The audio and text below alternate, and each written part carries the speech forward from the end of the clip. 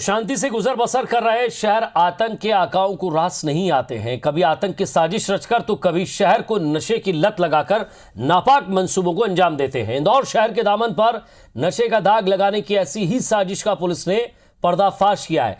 70 करोड़ की MDMA drugs मामले में गिरफ्तार आरोपियों का अंडरवर्ल्ड कनेक्शन सामने आया है। सदर बाजार से पकड़ाया रईस, टेंट हाउस व्यापारी दिनेश अग्रवाल, हैदराबाद का केमिकल व्यापारी वेद प्रकाश व्यास सभी गैंग के संपर्क में थे।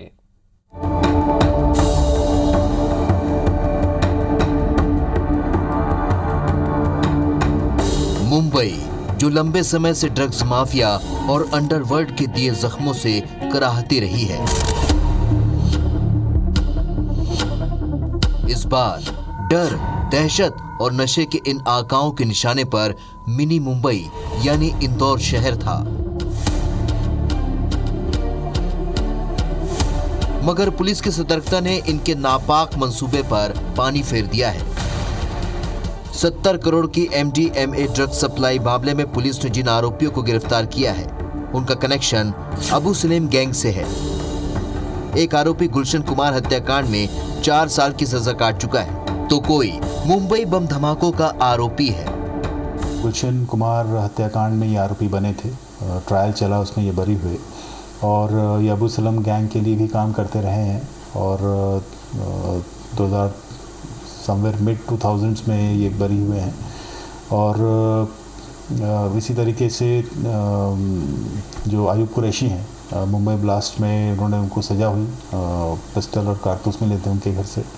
5 साल का कन्विक्शन के बाद ये छूट के आए हैं और ये आर्थर बांद्रा रेलवे स्टेशन में पार्किंग कॉन्ट्रैक्ट लेकर काम कर रहे थे। अंडरवर्ल्ड अबू सलेम के गैंग से कनेक्शन रखने वाले MDMA ड्रग्स सप्लायर ने लॉकडाउन के दौरान इंदौर में ड्रग्स सप्लाई की है। इस बात का खुलासा खुद आरोपियों ने पुलिस इंटरोगेशन के दौरान कबूल किया है। हालांकि पुलिस इस मामले में जांच कर रही है, क्योंकि लॉकडाउन के दौरान जब एक प्रदेश से दूसरे प्रदेश में जाने की पाबंदी थी, तो बदमाश आखिर ट्रेवल कैसे करते थे। इस काम में कुछ स्थानीय लोग भी माफियाओं की मदद करते थे, जिसका पुलिस जल्द ही खुलासा करने वाली है। इंदौर में जब ये ड्रग्स लाते थे हैदराबाद से, उसके बाद फिर यहाँ से केजीज में कंसाइनमेंट बाहर जाता था। कहीं ना कहीं यहाँ के लोगों का उसमें उनका संपर्क रहा है। रईस नाम के व्यक्ति का संपर्क रहा है, जिसे पुलिस ने पूर्व में गिरफ्तार किया है। और तत्कालिक तौर पे पैसा बनाने के लिए ड्रग्स खुद भी यूज़ करने की जानकारी मिली है इनके, और आगे प्रॉफिट के लिए बेचने की भी जानकारी मिली है। तो ये सब लिंक बनाए जा रहे हैं। कुछ और भी अन्य लोगों की यहाँ के संबंध में जानकारी मिली है, तो हम जानकारी ले रहे हैं कि वो ड्रग स्मगलर्स हैं, पेडलर्स हैं या अब्यूज़र्स हैं या नहीं हैं। वो सब हम वेरीफाई कर रहे हैं। फिलहाल पकड़े गए सभी आरोपी 30 जनवरी तक पुलिस रिमांड पर हैं। इस दौरान मिनी मुंबई से लेकर मुंबई तक इनके कनेक्शन खंगाले जाएंगे। इस कार्रवाई से उम्मीद जताई जा रही है कि इंदौर के दामन पर दाग लगाने की कोशिश करने वाला हर शख्स बेनकाब होगा, पूरे नेटवर्क का खात्मा होगा और आरोपी जल्द सलाखों के पीछे होंगे। रवि सिसोदिया, IBC 24, इंदौर। और इधर हमारे संवाददाता रवि इमराज सिसोदिया हमारे साथ जुड़ गए हैं। रवि, जिस तरह से ये ड्रग्स वहां आई, उसके बाद ड्रग्स वाली जो मुहिम चल रही थी, उसमें लगातार पुलिस कार्रवाई करती जा रही है। मुंबई कनेक्शन सामने आ गया है, गुलशन कुमार हत्याकांड का भी कनेक्शन सामने आया, अबू सलेम की गैंग के भी साथ भी उनका जो है वो कनेक्शन निकल कर सामने आया है। साथ ही साथ ड्रग्स वाली आंटी जो है उसका कनेक्शन पहले से अलग जगह चल रहा है, वो अलग जाँच चल रही है। इंदौर शहर में ड्रग्स के खिलाफ, नशे के खिलाफ क्या वाकई पुलिस सतर्क नजर आ रही है? क्या इन सब के बावजूद अलग अलग जगह रात में गश्ती दल क्या सर्च कर रहा है? क्योंकि हमने इंदौर में भी देखा है, एक छोटी सी पुड़िया में एक महिला बेचते हुए दिखाई दे रही थी।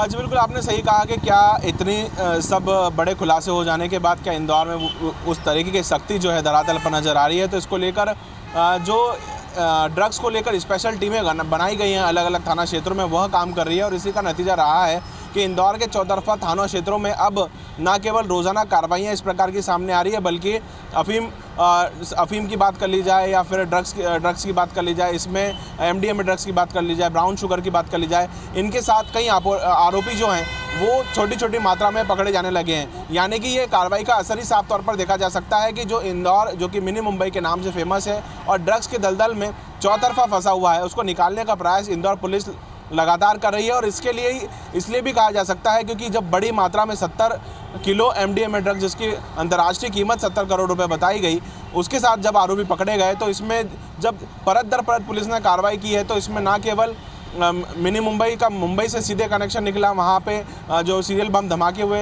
उनके आरोपियों से कनेक्शन निकला, अबू सलेम गैंग से कनेक्शन निकला और साथ ही गुलशन कुमार हत्याकांड के आरोपियों से उसका कनेक्शन निकला। तो एक बड़े स्तर की यह जो स्मगलिंग है वो एक अंतर्राष्ट्रीय गैंग के साथ कनेक्शन होकर सीधे मिनी मुंबई से जुड़ी है और इसी का नतीजा रहा है कि अब ये परत दर परत इसमें कार्रवाई होती जा रही है। क्योंकि अगर देखने में जिस तरीके से आया है कि इंदौर में अलग अलग क्षेत्र जहां पर पुलिस ने चिन्हित किए हुए थे वहां पर रोजाना कार्रवाई की जा रही है और अब वर्तमान में ये स्थिति है कि जिस तरीके से पहले खुलेआम ड्रग्स सब दूर मिलते थे, अब उन पर कहीं ना कहीं पाबंदी ज़रूर लगी है और इस तरीके के जो आरोपी है वो अंडरग्राउंड हो गए हैं क्योंकि पुलिस लगातार इनके खिलाफ सख्ती से कार्रवाई कर रही है।